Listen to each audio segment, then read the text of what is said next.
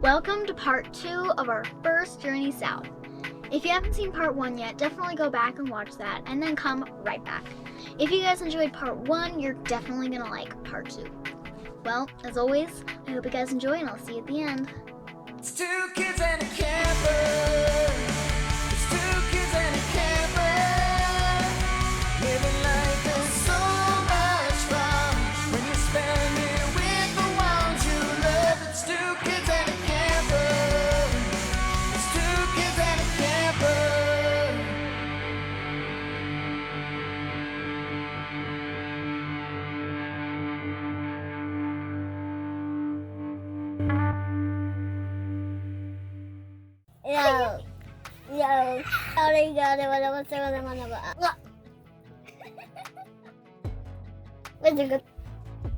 You say hello. Oh, I got this.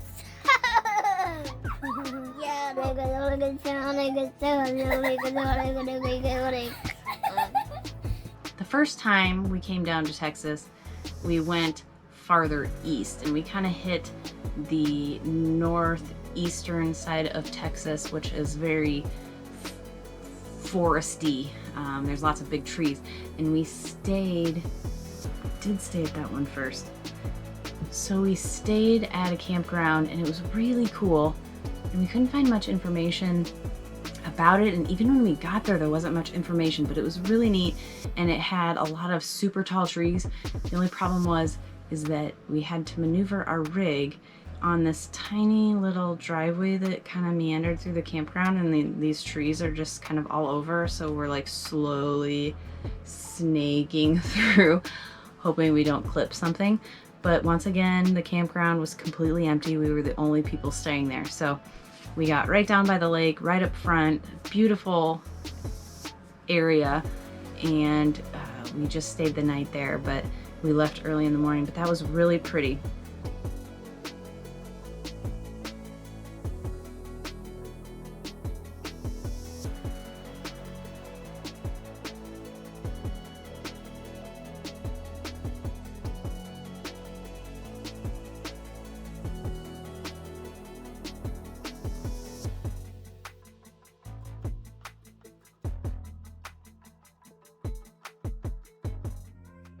And then Nate put in to our trip some places that he's like, hey, I saw it. Somebody went there and it looks great. It's free. This one's a little more secluded. It's kind of in the woods down by a river. And I'm like, okay, we'll give it a try. We kind of get there in a pretty good time because we were already in Texas and we didn't have to drive too far. It was several hours, but we get to this campground. It's a little spooky. I mean, it's in the middle of the day, and we're kind of driving in, and we're driving in, and we're driving in. It's quite a long drive down to where the camping is. The camping is by the river, and it turns out to just kind of be like maybe there was 3, just kind of little pull-off sort of areas by the river. I don't know, it just it gave me a really creepy vibe, and I'm thinking, oh my gosh, we have to stay here. So we kind of backed the camper in, so the back end of the camper was against the river, and it was almost, I mean, we weren't hanging off, but when you were looking out the windows, it kind of felt like you were hanging over the bank. And then with the deck down, I think the deck did kind of go over the bank, but it was kind of spooky. It was kind of like a place you feel like you would see Sasquatch running through the woods. It was very secluded, and apparently a lot of the locals come down there to fish and just drive around and enjoy things. So we had maybe a dozen or so a day. I think we stayed there 2 or 3 days, because by this point we didn't have our washer set up. We have a little portable washer that we use now, and we weren't planning on using that all the time, although now we do. When we first started our trips, we would stop at laundromats every so often. By this point, Nate was thinking that there definitely is something with the truck and he must fix it now or we're not going to make it to our final destination, the general vicinity of our final destination, because we were going to kind of move around in that area. And so he ended up leaving us in the camper like the next day and drove to the nearest city, and he was going to do laundry and he was going to go find parts for the pickup. So we're just kind of left down there all by ourselves, and you know, people are kind of coming and going, and it was fine. Everybody was super nice. We were so early on in the trip, and I was just kind of paranoid, and everything turned out fine. However, at some point, Nate ended up tearing the pickup apart while we were there in the middle of nowhere, not knowing if he was going to put it back together. I mean, he was kind of confident, but he was like, I don't know if this is necessarily it, but I think it is. We're gonna fix it. The tear out, I think the drive shaft, I don't know what it was. Some gasket, I'll have to ask him. So this fella, while he's working on this, I think it took a good day, maybe 2 days. It was kind of a two-part thing. So he spent one day tearing it apart and kind of fixing it, and then the next day I think he put it back together. Don't quote me on that. Once again, I was just not in the mind frame of even taking pictures at that point. I don't know. I didn't get out there and take pictures or do any videos of him doing that, so you just have to take my word for it. He definitely tore apart the pickup, and he took everything out of the back end of the pickup and rearranged everything, so that was fun because I had to help him lift some of the tanks in and out and the solar stuff. And it was quite an interesting few days at Holly Bluff. That's where we were staying, Holly Bluff. Decent little area. The problem was there was a lot of trash. I think one day Nate and Willa went on a walk and they picked up trash on their way. We had little grabbers. We tried to do that at almost every place we stay. We tried to walk around at some point and pick up trash if we see it. And I think they had like 2 big garbage bags full of garbage that they had picked up on their walk. So it looked better than when we left. So this guy comes up while Nate's working on the truck. Like any good Midwesterner, they love to chat. Texans love to chat, which is great because Nate is a people person, chatter by nature. So every time we go somewhere, I mean, he's always been that way. He can have hours-long conversation with somebody he just met, and it's just like these in-depth conversations, not just surface-level things. And so this nice fellow comes up and is talking with Nate, and Nate tells me about it later. They were talking about fishing in the river because Nate had done some fishing, and he had kind of crawled down on the bank to cast his line and set everything, and he kind of sat down there. And he was talking about how in the summer months that water moccasins, I believe is what he said, would come out of the bank area there and you know, bask in the sun. So he was laying right in the area where months earlier there was these poisonous snakes all over. Luckily, I think we were in a cold enough area of Texas that you see less snakes. I don't know.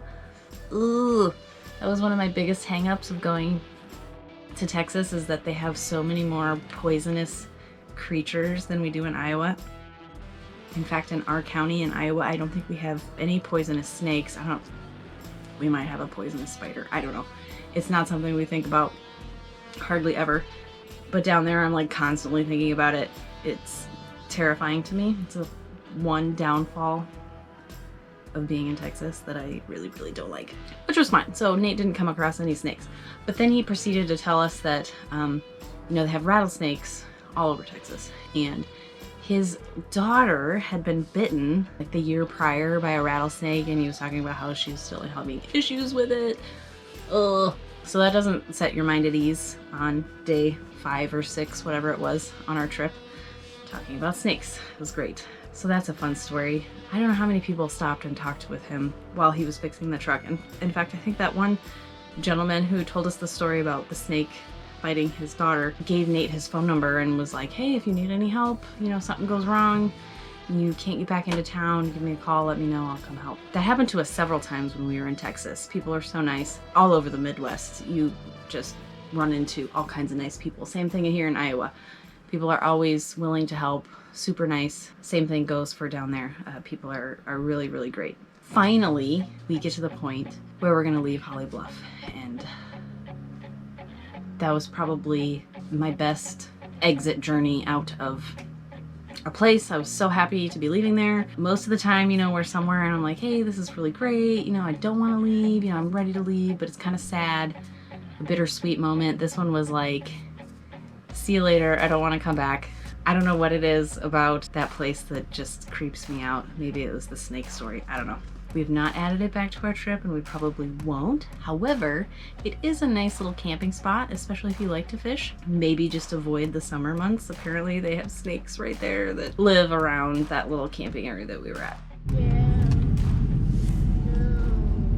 Hello. So how was your stay at Hollow Bluff. Holly Bluff? It was nice. I liked Otto, how was your stay? it. This was great. Now you're quiet. Yeah. And now you Was good? You ready to go traveling, buddy? I think everybody. Travel day?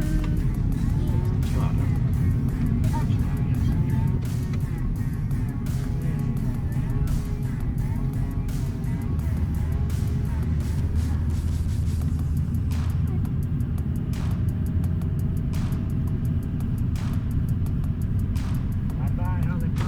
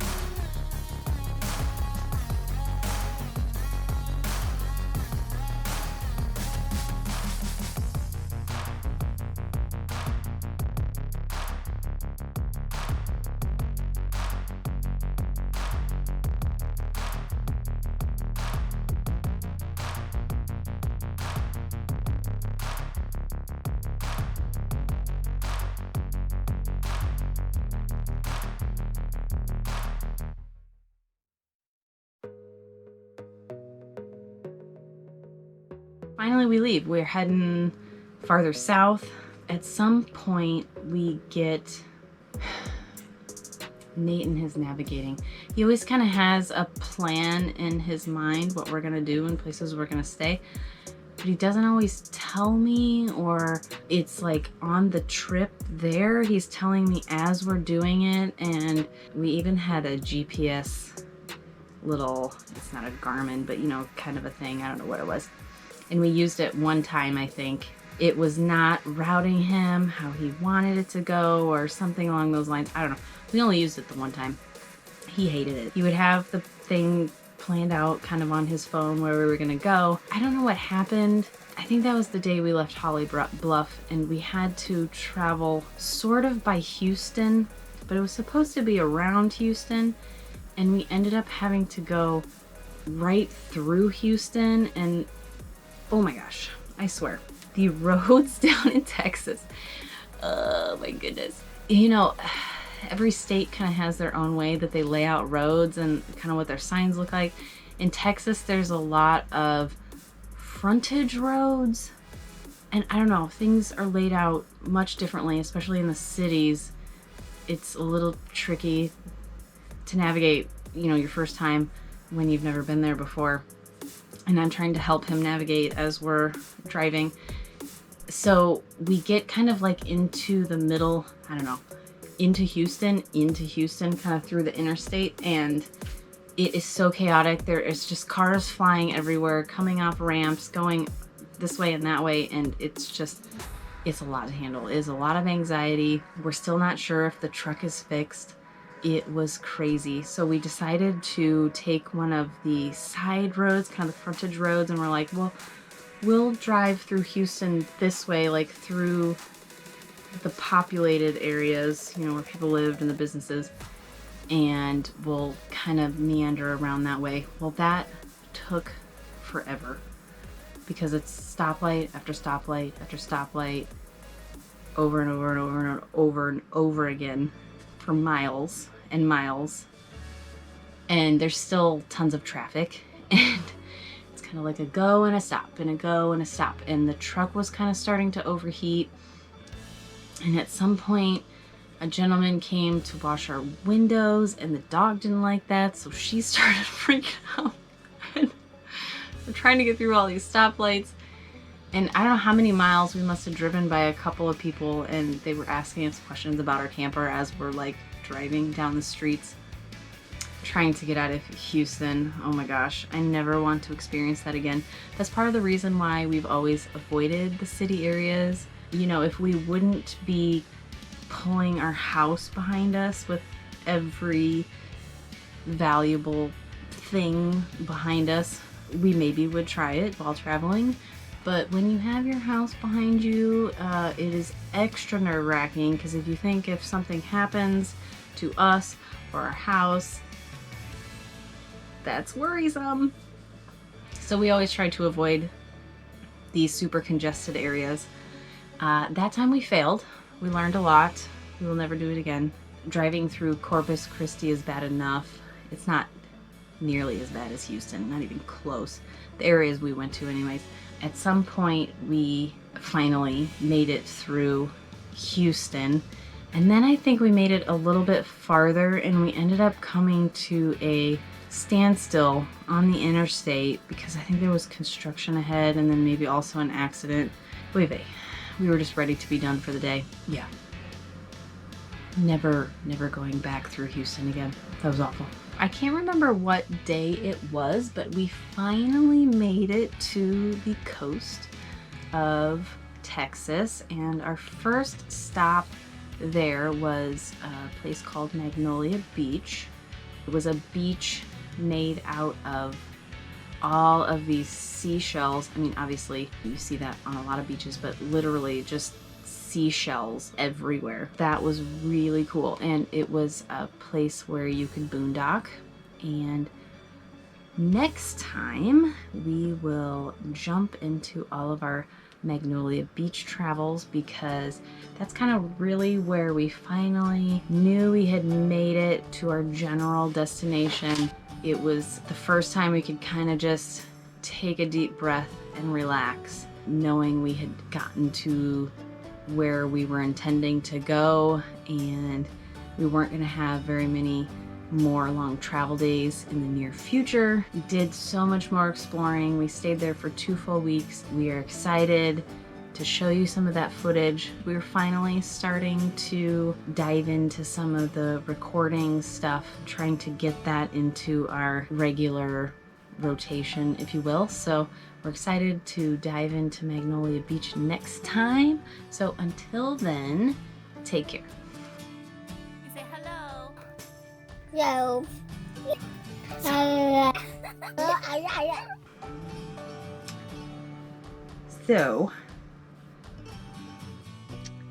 Okay. Another practice. Go back and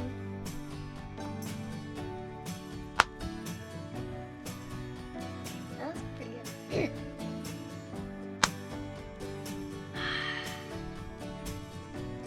Okay. If you got